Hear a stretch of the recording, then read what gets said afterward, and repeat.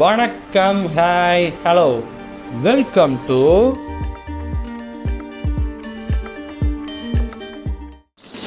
Okay. Cinema ticket சேனல்லேருந்து இந்த படங்களில் இவ்வளோ விஷயம் இருக்கா, சினிமா வித்தைகள், அந்த வீடியோ தான் பார்க்குறோம். சினிமா டிக்கெட் சேனலுக்கு நான் புதுசு, இதான் நான் ஃபஸ்ட் வீடியோ பார்க்குறேன்.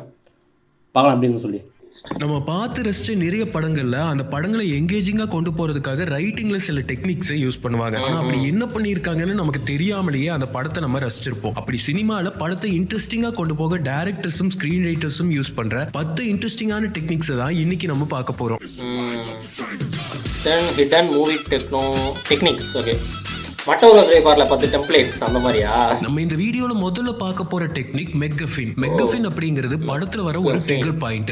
எந்த படத்தை எடுத்தாலும் அதுல ஒரு புரோட்டகனிஸ்ட் இருப்பாங்க, ஆன்டகனிஸ்ட் இருப்பாங்க, இல்ல ஹீரோ ஹீரோயின் 2 லீட் கேரக்டர்ஸ் இருப்பாங்க. இவங்க 2 பேத்துக்கும் இடையில ஒரு கனெக்ஷனை ஏற்படுத்தவோ கதையை முன்னோக்கி கொண்டு போகவோ ஒரு பொருளை யூஸ் பண்ணுவாங்க. அந்த பொருள் தான் மெக்கஃபின். புரியல? இப்போ மெக்கஃபின் யூஸ் பண்ண சில படங்களை பார்க்கலாம், அப்போ புரியும். ஃபர்ஸ்ட் பொல்லாதவன் படத்துல வர தனுஷோட பைக் தான் மெக்கஃபின். தனுஷ் ஆசையா வாங்கின இந்த பைக் தெஃப்ட் ஆன அப்புறம் தான் கதையே ஆரம்பிக்குது. ஹீரோக்கும் வில்லனுக்கும் ஒரு கான்ஃபிளிக்ட் ஆரம்பிக்குது. இந்த பைக்னு ஒரு விஷயம் இல்லனா இவங்களுக்குள்ள இந்த பிரச்சனையே வந்திருக்காது, இந்த கதையும் இல்ல. சோ இந்த படத்துல பைக் தான் மெக்கஃபின். எனக்கு வடச்சென்னையில டீகோடிங் பார்த்தேன், வடச்சென்னை ரிலீஸ் ஆன டைம்ல. அப்ப ஒருத்தர் சொல்லியிருந்தாரு, ஆனா இதை சொல்லல. ராஜன் பைனாக்குலர் கொடுப்பார்ல தனுஷ் ஃப்ரெண்டுக்கு சின்ன வயசுல, அதான் எனக்கு தோணும். அதனால தான் படமே எங்கேயோ செவத்தை சுத்தி நடக்கிற அரசியலும் நிகழ்வுகளும் தான் மெட்ராஸ் படமே. லாஸ்ட்ல நான் சொல்றேன் என்னன்னு, இந்த ஏரியாவே நம்மளது மாதிரி இருக்கண்டா, அந்த சவத்தை விட்டுறக்கூடாது. பண்ணையாரும் பத்மினியும் வரை இந்த பத்மினி கார் தான் மெக்கஃபின். இந்த பத்மினி காரை இடையில இருக்கிற அட்டாச்மெண்ட்டை வச்சு படம் போகும்.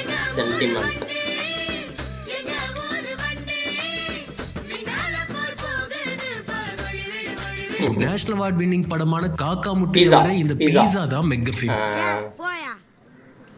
அதுல எப்படி நூல் நூலா வரும் தெரியுமா? நூலா கெட்டு போனாதான்டா நூல் நூலா வரும். எல்லாம் வேற லெவல் படங்க. நூல் நூலா இருந்தா நான் 9th படிச்சிருந்தேன் நினைக்கிறேன். அந்த படம் பார்க்க போற டெக்னிக் டியூஸ் எக்ஸ் மெக்கினா. படங்களை எங்கேஜிங்கா கொண்டு போறதுக்காக அங்கங்க நம்ம எக்ஸ்பெக்ட் பண்ணாத இடங்கள்ல சில ட்விஸ்ட் எல்லாம் வச்சு படத்தை இன்ட்ரெஸ்டிங்கா கொண்டு போயிருப்பாங்க. இந்த மாதிரி வர ட்விஸ்ட் நார்மலா இல்லாம நம்பவே முடியாத ஒரு லாஜிக்கலஸ் விஷயத்தை வச்சு கிரியேட் பண்ற ட்விஸ்ட் தான் டியூஸ் எக்ஸ் மெக்கினான்னு சொல்லுவாங்க. இந்த டெக்னிக்கை தமிழ்ல நிறைய படங்கள்ல யூஸ் பண்ணிருக்காங்க. தசாதாரம் படத்துல கிளைமேக்ஸ்ல அந்த வைரஸ் எக்ஸ்ப்ளோட் ஆனா உலகமே அழிஞ்சு போற சூழல்ல அன்எக்ஸ்பெக்டடா அப்போ ஒரு சுனாமி வரும். அந்த வைரஸ் எக்ஸ்ப்ளோட் ஆகாம ஒரு பெரிய அழிவுல இருந்து பூமி எடுத்துக்கலாம். நான் படத்தை பொறுத்தவரைக்கும் அப்படிதானே. அருணாச்சலம் படத்தோட கிளைமேக்ஸ்லயும் இதே டெக்னிக் தான் யூஸ் பண்ணிருப்பாங்க. லைவ் நியூஸ் சேனல்ஸ் இல்லாத பீரியட் அது. சௌந்தர்யாவோட கல்யாணத்துல தாலி கட்ட போற அந்த மொமெண்ட்ல ஒரு சின்ன கனெக்ஷனை மனோரமா மாத்தி விட்டதும் கல்யாண வீட்டுல இருக்கிற எல்லா டிவிலையும் விசு ரஜினியோட இன்டர்வியூ டெலிகாஸ்ட் ஆயிடும். இதை பார்த்ததும் கல்யாணம் நின்றும். 30 கோடி ரூபாய் பணத்தை செலவழிக்கணுங்கிறது அந்த கண்டிஷன். அருணாச்சலம் பணத்து மேல ஆசைப்படுது. ஆனா எங்க இந்த சவாலுக்கு ஒத்துக்கலனா இந்த பணம் கெட்டவங்க கையில போய் சேர்ந்துருமோன்னு சவாலை அவர் ஏத்துக்கிட்டாரு. படையப்பால வரை இந்த மலை தான் டியூஸ் எக்ஸ் மெக்கினா. ஒத்த பைசா இல்லாம மொத்த சொத்தையும் இழந்து நிக்கும் போது கையில இருக்கிற சின்ன நிலத்துல இருக்கிற மலை கிரானைட் மலையா இருக்கும். அதுக்கப்புறம் அவங்களோட லைஃபே ஒரே நாள்ல கோடீஸ்வர மொமெண்ட்டுக்கு போயிடும். அந்த ஒத்த மலையை வச்சுட்டு என்ன பண்ண போறீங்க? தர டிக்கெட். அந்த ஒத்த மலையை வச்சு 10 ஊர் வேலைக்கு வாங்கடா. ஏன் யாராவது அங்க புதையல் இருக்குன்னு சொன்னாங்களா? அந்த வாழ்க்கையில் 1000 தடைகளப்பா படையப்பல வேலை போறாங்க. இப்படி தமிழ்ல டியூஸ் எக்ஸ் ஒரு அன்ரியலிஸ்டிக்கான இல்லன்னு ஃபேண்டசியான ஒரு எலிமெண்ட் வச்சு எக்கச்சக்கமான படங்கள்ல இந்த டெக்னிக்கை யூஸ் பண்ணிருக்காங்க. இந்த வீடியோல பார்க்க போற அடுத்த டெக்னிக் ரெட் ஹெரிங். 1800கள்ல நரிகளை ஒரு டாக் ட்ரெயின் பண்றதுக்கு யூஸ் பண்ண டெக்னிக் தான் ரெட் ஹெரிங். ஒரு மீனை இந்த நாய்க்கு ஸ்மெல் பண்ண வச்சிருவாங்க. அதுக்கப்புறம் அந்த மீனை வேற ஒரு இடத்துல போட்டுருவாங்க. இந்த நாய் அந்த மீன் ஸ்மெல்ல தேடி போகாம நிறைய தேடி போகணும். ஒருவேளை அந்த மீன் ஸ்மெல்ல வச்சு மீனை தேடி போனா அது தப்பான ட்ராக்ல போனதா அர்த்தம். இதுதான் ரெட் ஹெரிங்னு சொல்லுவாங்க. இந்த சினிமால படங்கள்ல அடுத்து நடக்க போற விஷயத்தை நம்ம ப்ரெடிக்ட் பண்ணாம இருக்கவும் இன்னும் சுவாரஸ்யத்தை கூட்டவோ நம்மள மிஸ்லீட் பண்றதுக்கோ டைவர்ட் பண்றதுக்கோ இந்த ரெட் ஹெரிங் டெக்னிக்கை யூஸ் பண்ணுவாங்க. மோஸ்ட்லி இந்த டெக்னிக் த்ரில்லர் ஜான்ரா மூவிஸ்ல தான் யூஸ் பண்ணுவாங்க. தமிழ்ல ராட்சசன்ல ஃபர்ஸ்ட் ஹாஃப்ல நமக்கு இந்த இன்பராஜ்ங்கிற டீச்சர் கேரக்டர் தான் சைக்கோ கில்லர்ங்கிற மாதிரி கொஞ்சம் கொஞ்சமா காமிச்சு மிஸ்லீட் பண்ணிருப்பாங்க. ஆனா செகண்ட் ஹாஃப்ல தான் இன்னும் அந்த சைக்கோ கில்லரை கண்டுபிடிக்கவே இல்லங்கிறதே தெரிய வரும். சைக்கோ கில்லர் கிறிஸ்டோபர் தான். இந்த படத்துல இந்த ரெட் ஹெரிங் டெக்னிக்கை யூஸ் பண்ணதால தான் நமக்கு படம் அவ்வளவு இன்ட்ரெஸ்டிங்கா போச்சு. சூக்ஷ்மதர்ஷினி பார்க்காம இருந்தீங்கன்னா போய் பாருங்க. தமிழ்லயும் இருக்கு. மொத்த பீஸா படமுமே இந்த ரெட் ஹெரிங் டெக்னிக்ல தான் இருக்கும். படத்தை கடைசி வரைக்குமே ஒரு பேய் படமா ஹாரரா காமிச்சிட்டு ஆடியன்ஸை கம்ப்ளீட்டா மிஸ்லீட் பண்ணி கடைசியில இது எல்லாமே செட்டப்னு ரிவீல் பண்ணியிருப்பாங்க.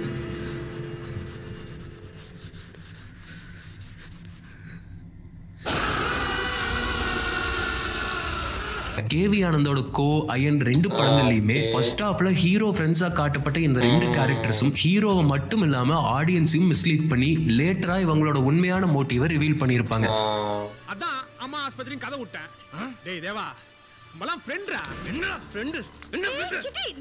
நம்ம அடுத்து பார்க்க போற டெக்னிக் செக் ஹவுஸ் கன். ஆண்டன் செக்கோவ் அப்படிங்கிறவர் சொன்ன டெக்னிக் தான் இந்த செக் ஹவுஸ் கன். இவர் இதுல என்ன சொல்லியிருப்பாருன்னா, படத்துல வர ஒரு சீன்ல ஒரு கன் வால்ல மாட்டி இருக்க மாதிரி காட்டினா அந்த கன் அதுக்கு அடுத்து வர சீன்ல ஃபயர் பண்ற மாதிரி காட்டியிருக்கணும். இல்லைன்னா படம் முடியறதுக்குள்ள அது எங்கேயாவது ஒரு இடத்துலயாவது யூஸ் பண்ணிருக்கணும். சின்ன சின்ன ஆப்ஜெக்ட்ஸ் கூட கதைக்கு சம்பந்தமா இருக்கணும். அன்வான்டா எதுவுமே இருக்க கூடாதுங்கிறது தான் அவர் சொன்ன இந்த செக் ஹவுஸ் கன். படத்துல விஜயோட வீட்ல ஸ்டார்டிங்லயே சும்மா யூஸ் பண்ணிருக்கிற மாதிரி தான் நமக்கு ஸ்டார்டிங்ல தோணும். படத்தோட செகண்ட் ஹாஃப்ல இந்த நாயை வச்சுதான் தளபதி அவரோட தங்கச்சியை கண்டுபிடிச்சிருப்பாரு. சோ டாக் சும்மா யூஸ் பண்ணாம ஸ்டார்டிங்ல காட்டினதுக்கு பின்னாடி யூஸ் பண்ணிருப்பாங்க. இங்க செக் ஹவுஸ் கன் சும்மா சின்ன ஒரு கேமை பொறுத்து நிறைய ஆப்ஜெக்ட் இருக்கும். அந்த மாதிரி தான் கோடாரியம் அப்படின்னு நான் நினைச்சேன். பட் அது செம்ம யூஸ் பண்ணிருப்பாங்க. அது ஒரு சைக்காலஜிக்கல் படத்துல டேனியல் பாலாஜி கிட்ட அவரோட அண்ணனோட ஸ்டார்டிங்லயே லாங் ஹேர் வளர்க்க வேணாம்னு வார்ன் பண்ற மாதிரி சீன்ஸை வச்சிருப்பாங்க. முடிய வெட்ட சொல்றீ முடி ஓகே லாஸ்ட்ல முடிய பிடிச்சு தான் போட்டு தருவாரு. டமோடா நீ விரோதகாரன் கையில மாட்டிச்சினு பிடிச்சு இழுப்பாரு பாருங்க. இந்த சொல்றாருல விரோத டுவர்ட்ஸ் கிளைமாக்ஸ்ல டேனியல் பாலாஜி இதே லாங் ஹேரால தான் தனுஷ் கையில மாட்டி கொல்லப்பட்டிருப்பாரு.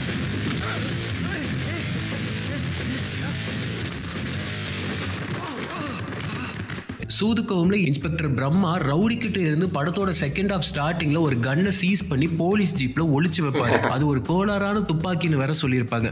சார் அது கொஞ்சம் கோளாறான துப்பாக்கி. டுவர்ட்ஸ் கிளைமாக்ஸ்ல பிரம்மாவோட முடிவு அந்த துப்பாக்கியில தான் இருந்திருக்கும்.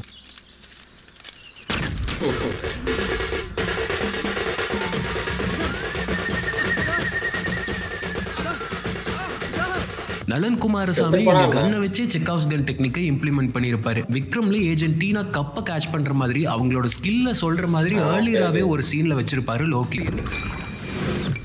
சும்மா ஒன்றும் இல்லை அப்படின்னு சொல்லி இவங்க சும்மா ஒன்றும் இல்லை பின்னாடி வேற லெவலாக பண்ண போறாங்க அப்படின்னு. குழந்தைக்கு ஹார்ட்ல ப்ராப்ளம். அதே மாதிரி லியோல சுப்பிரமணி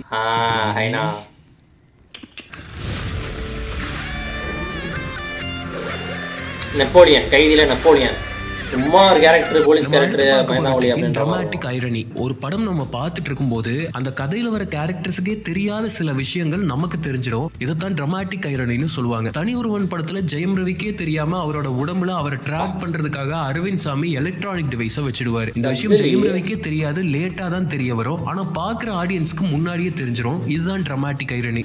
அவனை பத்தி எல்லாம் தெரிஞ்சிருந்தோம் அவனை போட்டு தள்ளாம நான் அவனை சும்மா விட்டு வச்சிருக்கேன். நம்ம ஆடியன்ஸுக்கு தெரியும்ல, ஐயோ எப்ப இதை கண்டுபிடிப்பானோ அப்படின்ற மாதிரி நமக்கு ஒண்ணு இருக்கும்ல.